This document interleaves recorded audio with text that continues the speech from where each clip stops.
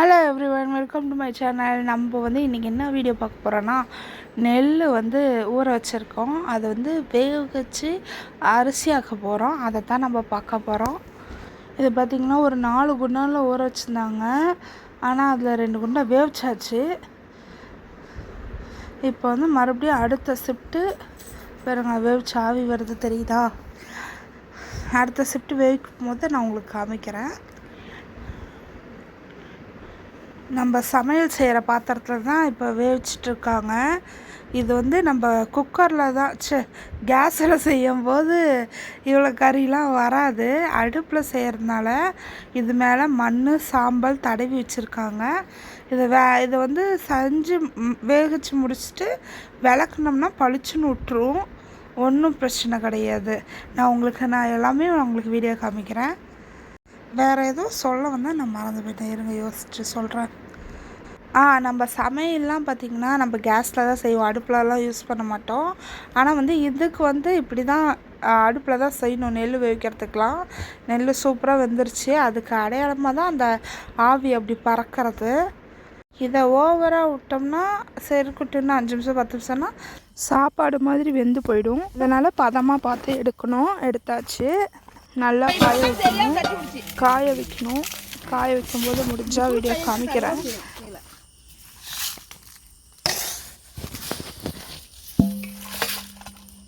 அஞ்சாங்கல்லாடுற மாதிரி அது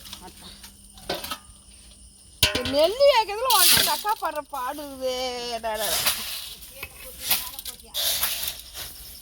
நெல் அம்மா இப்படி இந்த குண்டால சூடு அப்படியே பரவும். இதை தூக்கிட்டு இங்கே வேறு சில்வர் குண்டா எடுத்துருக்கலாம்ல.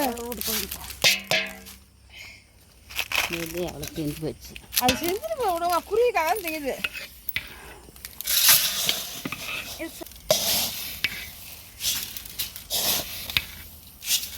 நான் போய் கொட்டாது மட்டும் காமிச்சிட்டு தள்ளி போடுறேன்.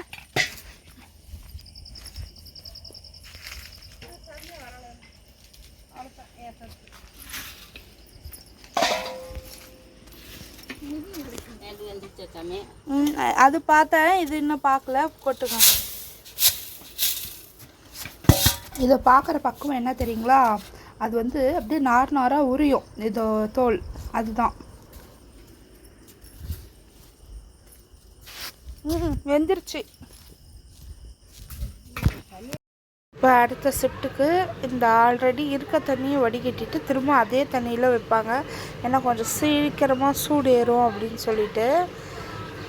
இந்த ஆங்கிளில் வீடியோ எடுத்து எனக்கு ஆசை, அதனால தான் அப்படி எடுத்தேன்.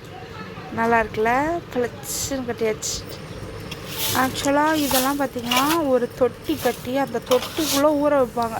நெல்லை ஊற வச்சு அதுலேருந்து அள்ளி அள்ளி போட்டு வேவிப்பாங்க. அதுக்கெலாம் பெரிய பெரிய பாத்திரம் குண்டம் அது பெருசாக அந்த மாதிரிலாம் வச்சு பண்ணுவாங்க.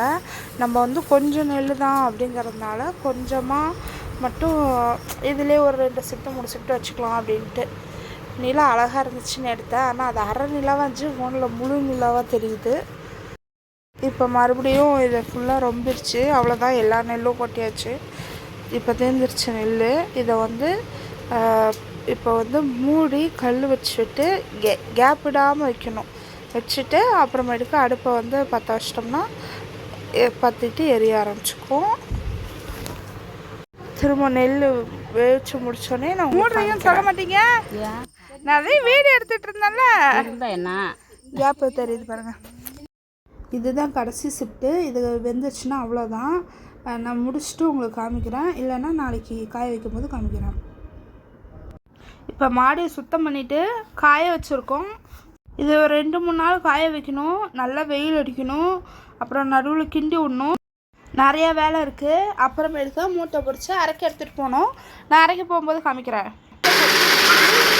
அதை அவங்க ஒரு தண்ணி வச்சுருக்காங்க. தண்ணி தண்ணியும் நெல் தண்ணியும் வந்துடும், அரிசி தண்ணியும் வந்துடும். அப்புறமா திருப்பி கொட்டணும்.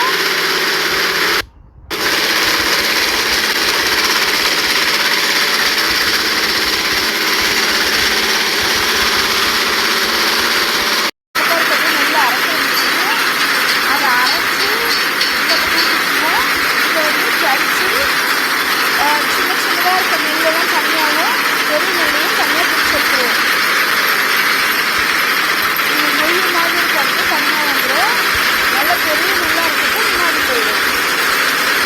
நம்ம அரைச்சி எடுத்துகிட்டு வந்தாச்சு. அங்கே அதுக்கு மேலே என்னால் வீடு எடுக்க முடியல, வேலை இருந்தது. இங்கே பாருங்கள், இதுதான் வந்து நம்ம எடுத்துகிட்டு வந்தால் நொய்யி தெரியுதுங்களா, சைடில் வந்தது அது. இது வந்து அரிசி. நமக்கு ஒரு முட்டை அரிசி வருதுன்னா அதில் அரை முட்டை நொய் தான் வரும். சரி, உங்களுக்கு இந்த வீடியோ பிடிச்சிருக்குன்னு நினைக்கிறேன். பாய், நெக்ஸ்ட் வீடியோவில் பார்க்கலாம்.